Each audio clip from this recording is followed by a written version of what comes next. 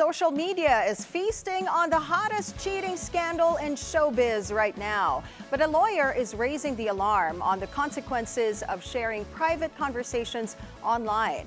On X, formerly Twitter, attorney Jesus Falsis says, quote, even if you were the victim of cheating by posting screenshots of any alleged affair, not only are you exposing yourself to cyber libel charges, but also to charges for violating data privacy, which is punishable by stiffer and harsher penalties than cyber libel.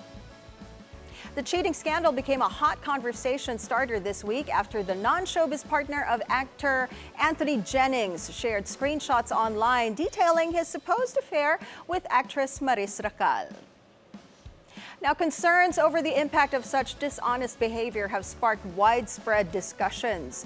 The issue, which gained significant attention on social media, highlights the side effects of cheating, not only on the individuals directly involved, but also on the wider community. Now, to help us out on this discussion, we have with us via Zoom Dr. Joan Mae Perez Rifareal, the Vice President of the Philippine Psychiatric Association. It's a beautiful day, Dr. Joan, and welcome back to the show. Thank you very much for having me. It's a beautiful day. Thank you very much for having me, Paolo and Monique. It's a beautiful day there in Bali where Dr. Joan is at. Thank you so much for your time, Doc. Thank you. Thank you for having me. I hope that even if you are in Bali, you're updated with the latest chismis because everybody's talking about that Maris Racal Anthony Jennings issue, right? So that's why we're talking about this hot topic today. We're talking about cheating. Now, Doc, can you tell us what are the emotional and psychological effects of cheating on the individuals involved? Yes, cheating, in fact, it's very painful. It can have a lot of emotional and psychological implications or impact on both parties involved. In fact, for those who were cheated on, they may go through a roller coaster of emotions. It can be very painful. It can be very traumatic for the person involved, and they may go through the stages of grief. Grief meaning the grief of losing someone, the perception of losing this opportunity to be with this person, to form a family with this person, to have a future with this person. So the 5 stages of grief may sink in or may set in, starting with the shock, anger, what ifs, blaming, self doubt, and depression. It's not clinical depression, but it's a feeling of sadness, loneliness. Yeah. And as we go through this process, acceptance later on will eventually follow. But for the one who cheated, All right, Doc, I think we're having a hard time with your audio. of course, they can also feel the effects of. Sorry, Yes. Doc, we're having a hard time with Hello? your audio, so Hello? we're going to try and get that fixed in just a bit. But as of right now, we're seeing a bit of data on it. You were mentioning, Doc, we're going to try again here, the effects psychologically on the ones who actually do cheat instead of those who are cheated on as well.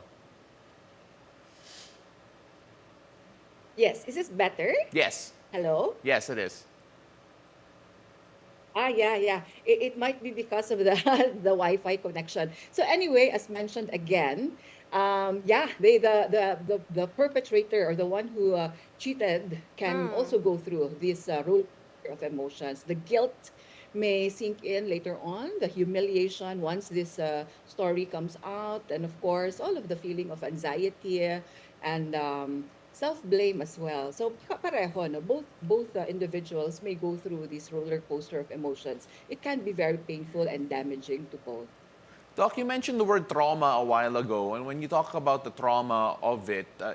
there's always an associated length with regard to how long people would actually hold that trauma. Is that something to consider as well? And normally, how do people deal with trauma and recovering from that? Yes, there is no specific timeline, Paulo, as to how long an individual may go through this grieving process or this experience of trauma. Trauma meaning it is a real, the definition of trauma is it is a real or perceived threat to oneself, or which that person may have experienced themselves personally or may have heard of. So there is no timeline for the reactions to these threatening or stressful situations. So it's a stress reaction, in fact. And people go through this process in their own pace. So that's why we always advise everyone that it's a process. We go through the process, feel the pain. It's better to feel the pain, and instead of denying it, sometimes it's also good to talk about it with people whom you trust. Talking and retelling, telling and retelling, in fact, is very helpful for us to be able to process our emotions and know that help is always available. For everyone involved, we call this as the healing or the grief therapy, and healing is always possible. We always move towards acceptance later on and incorporating the experience into who we are today. Doc, I'm just so curious because when people think of cheating, most people associate it with a saying, once a cheater, always a cheater. Do you agree with that saying? Why or why not? No, personally, this is personally, I do not agree with that. Of course, we always emphasize that in any challenge in life, in any experience, there is always growth. There is always that the lessons learned from an experience. So, of course, we always say that there is always hope for everyone. So, be it the individual who is going through the pain, yeah, healing will come at the in a later date. But of course, it's always a process. But for the person who did it, of course, we hope for the best, that they learn lessons from it, and they grow from the experience, and become better individuals, both personally and professionally. Because cheating, it's not just personal. The effect is not just personal. There can Yeah. also be, yeah, Yeah, you know, professional. Doc, you just made a lot of people in the studio smile on the backstage I at the back know, I know. with your last statement. Medyo natawa kami dito kasi biglang I kulang na lang may know. mag-high five dito sa studio I namin. know, it's so funny. As soon as you mentioned that line, what's I a know, cheater, always a everybody looked cheater, at me the like, cameraman "Oh." was like, really? Lagot Baka sa, kayo. baka sa prog room din natin. No? Ayan, nakunan ba kayo? But Doc Joan, can you tell us, Doc Joan, can you tell us, can cheating lead to a broader culture of dishonesty? And how does that actually affect society? Yes, it may. It may, because for a person who cheats, of course, now these are the persons, in fact, who are risk takers. They want to take risks, and if they weren't caught the first time, so it may in fact open the doors to more dishonest behaviors later on. So maybe probably of relationships, be it in the office, in the community. So there can be that because of the risk, so if they weren't caught the first time, then there can be the tendency to be dishonest in other areas as well. Doc, right now, one of the reasons why people are talking about this on social media is because, well, linabas na to sa social media.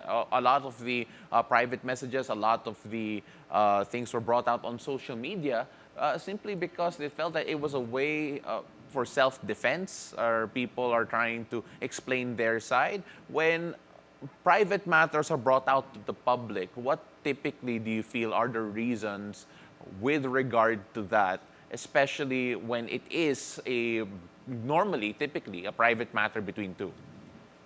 Yes, it can be a part of what I mentioned earlier, the process of someone's healing from the pain.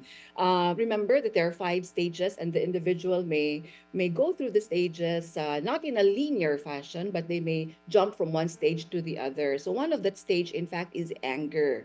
So anger can be manifested externally, outwardly, or inwardly towards oneself. So when we post things online, or when we broadcast what happened, etc., it can be a form of expression of our frustration, of the anger, of the pain. And for that individual, we also cannot blame them for him or her.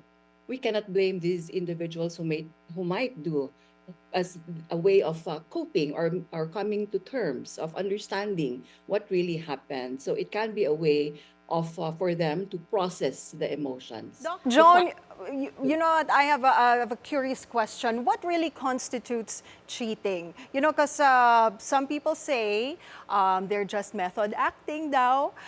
Some people say na they don't have a relationship. They're just exchanging messages on on text, ganyan.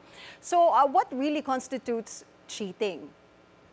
This in a relationship, of course, there is that commitment. So we start with that, the commitment to stay within the boundaries of that relationship. When we go beyond the boundaries of that relationship between two individuals, then that will constitute cheating already. So in whatever form that they take. So it's important that, for example, na in a marriage, diba, you are bound by law to remain faithful, to stick to what is appropriate and approved behaviors. And when you go beyond that boundary, then that would be cheating already in whatever form. All right. Thank you so much. Very insightful conversation with you. As always, Dr. Joan Mae Perez Rifareal. We'll talk to you again soon, Doc. The favorite doctor of our Yes. cameraman today. At yung the rest of our prod also. Maraming salamat, Doc. Thank Really you, Doc appreciate Joan. you. There is always hope. So it's a beautiful day. Thank you. All right, guys. So you heard it here Init ba? first. Oh my gosh. Ang There ganda. is always hope. Thank you, Doc. We love you and enjoy Bali.